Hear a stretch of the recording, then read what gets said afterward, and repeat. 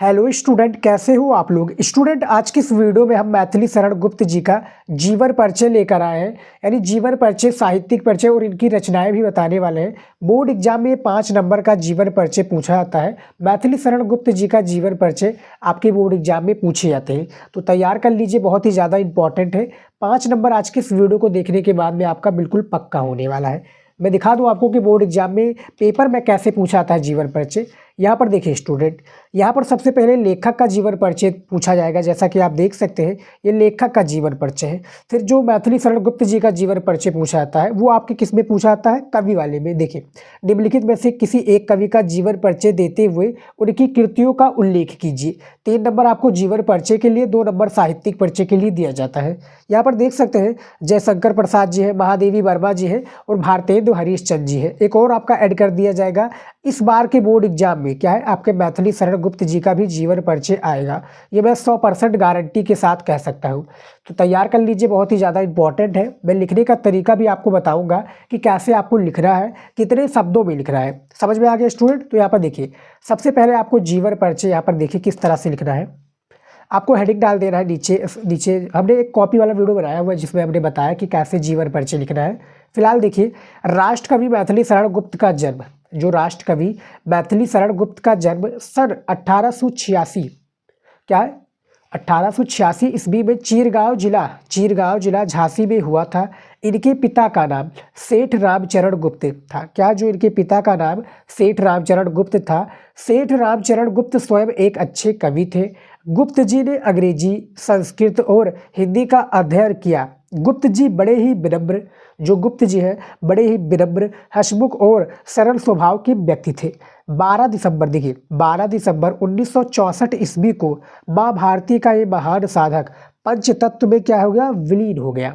पंचतत्व में कौन हो गया विलीन, यानी इनकी मृत्यु हो गई। किसकी, मैथिली शरण गुप्त जी की।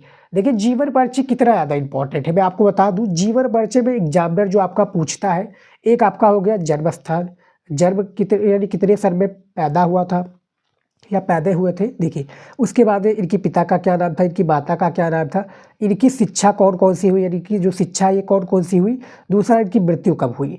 ये सबसे ज़्यादा इंपॉर्टेंट है स्टूडेंट जीवन परिचय में। तो जीवन परिचय में आपके लिए छोटा हिस्सा लेकर आया हूँ। जैसा कि आप लिख सकते हैं, सन 1886 ईस्वी में इनका जन्म हुआ था। कहाँ पर हुआ था, चीरगांव जिले में। अब देखिए, जो भी आपको हाईलाइट करने के लायक लगे, जैसा कि जन्म स्थान आपका हाईलाइट करने के लायक लगे, तो यहाँ पर आपको ब्लैक पेन का उपयोग कर देना है। आप इसको हाईलाइट कर दीजिएगा। जैसा कि आप देख पा रहे हैं, जहाँ पर मुझे लगा है कि हाईलाइट करने के लायक है, पॉइंट ये हाईलाइट करने के लायक है, तो एग्जामिनर क्या है, ये ऐसे ही देखता है आपका। वहाँ पर आप ब्लैक पेन से हाईलाइट कर दीजिएगा। यहाँ पर हमने रेड पेन से किया हुआ है। इसी तरीके से आपको जीवन परिचय लिखना है। अब देखिए, जीवन परिचय में आपको थोड़ा शॉर्ट्स करके यानी छोटा करके आपको लिखना पड़ता है, क्योंकि भैया जीवन परिचय आपको 80 शब्दों में लिखना है। 80 शब्दों में यानी 80 वर्ड में लिखना है। अब पूरा आप जीवन परिचय में ही लिख देंगे तो साहित्यिक परिचय और जो इनकी कृतियाँ यानी रचनाएं हैं वो कैसे आप लिखेंगे। तो यहाँ पर देखिए, सबसे पहले देखिए, साहित्यिक परिचय आप थोड़ा बड़े में लिखना पड़ेगा, क्योंकि साहित्यिक परिचय बहुत ही ज़्यादा इंपॉर्टेंट होता है एज कंपेयर टू जो आपका जीवन परिचय है। देखिए, गुप्त जी का जो झुकाव है गीत काव्य की ओर था और राष्ट्र प्रेम इनकी कविता का प्रमुख स्वर रहा। जो राष्ट्र प्रेम है इनकी कविता का क्या है, ये प्रमुख स्वर रहा है। साकेत, यहाँ पर देखिए, ये भी हाईलाइट करने के लायक पॉइंट है, तो इसको भी हमने हाईलाइट कर दिया है। साकेत महाकाव्य पर इन्हें हिंदी साहित्य सम्मेलन प्रयाग में मंगला प्रसाद पारितोषिक भी मिला। किसको मिला, जो मैथिली शरण गुप्त जी है। साकेत महाकाव्य पर इन्हें हिंदी साहित्य सम्मेलन प्रयाग में मंगला प्रसाद पारितोषिक भी मिला। भारत सरकार ने गुप्त जी को इनकी साहित्य सेवा के लिए पद्म भूषण से क्या है, सम्मानित भी किया और राज्यसभा का सदस्य भी मनोनीत किया। किनको, साहित्यिक परिचय में यही आपको लिखना है।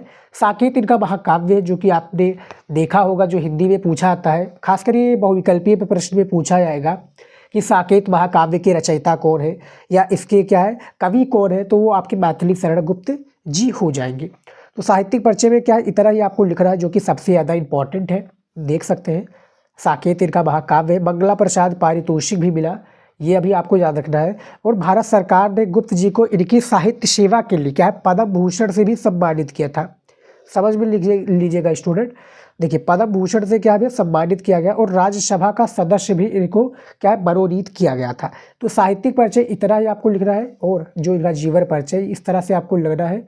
जो हाईलाइट करने के लायक लगे कि ये हाईलाइट करने के लायक है तो उसको हाईलाइट कर दीजिए, क्योंकि जो एग्जामिनर होता है भैया वही सारी चीज़ें यानी वो देखता है जन्म सही है, पिता का नाम सही है, मृत्यु सही है, वो 5 नंबर देकर आगे बढ़ जाएगा। काफ़ी स्टूडेंट सोचते कि सर पूरा पढ़ेगा, देखिए पढ़ेगा नहीं, पढ़ेगा आपका इंपॉर्टेंट हेडिंग देखेगा जो उसको मज़ेदार लगेगा कि भैया हाँ जन्म ठीक है, पिता का नाम ठीक है, गांव का नाम ठीक है, 5 नंबर देकर आगे बढ़ जाएगा। बस राइटिंग से लिखिएगा और क्लियर लिखिएगा, जैसा कि आप देख सकते हैं शब्दों को आप आसानी से पढ़ सकते हैं। समझ में आ गया। तो ये रचनाएं में देखिए किस तरह से आपको लिखना है। गुप्त जी प्रमुख मौलिक काव्य रचनाएं क्या है, जो गुप्त जी की प्रमुख मौलिक काव्य रचनाएं निम्नवत है, यानी इस प्रकार से देखिए साकेत महाकाव्य इनका है, भारत भारती, यशोधरा, द्वारपर और जय भारत, विष्णु प्रिया आदि इनकी जो है क्या मुख्य रचनाएं कह सकते हैं स्टूडेंट। मुख्य ये इनकी मुख्य रचना है जो कि क्या है मैथिली शरण गुप्त जी के, जो कि सबसे पॉपुलर भी कह सकते हैं भारत भारती, ये बहुविकल्पीय प्रश्न में पूछा जाता है। साकेत महाकाव्य, यशोधरा तो इनका आपको पता ही होगा। अब देखिए ये तो मुख्य रचनाएं हो गई, यानी ये सारी जो हो गई मुख्य रचनाएं होगी। अब अनुदूतित रचनाएं देख लेते हैं, यानी प्रमुख रचनाएं या अनुदूतित रचनाएं भी कह सकते हैं। यहाँ पर देखिए रंग में भंग, रंग में भंग भी इनका है, जयद्रथ वध, किसान पंचवटी, हिंदू क्या है सैरंध्री, सिद्धराज नयूश, हिडिब्बा और उसके बाद त्रिपथगा क्या है त्रिपथगा, कावा और करबला, गुरुकुल, वैतालिक, क्या है बगल घट, अर्जित आदि, बगल घट अजित आदि, अजित आदि ये इनकी क्या है एक प्रकार से प्रमुख रचना है। जैसा कि आप देख सकते हैं रचनाओं के मामले में इसी तरीके से और आदि यानी बहुत सारी रचनाएं और भी हैं, क्या है बहुत सारी रचनाएं और भी हैं, लेकिन हमने इससे इतना ही बताया है गुप्त जी की रचनाएं में। समझ में आ गया।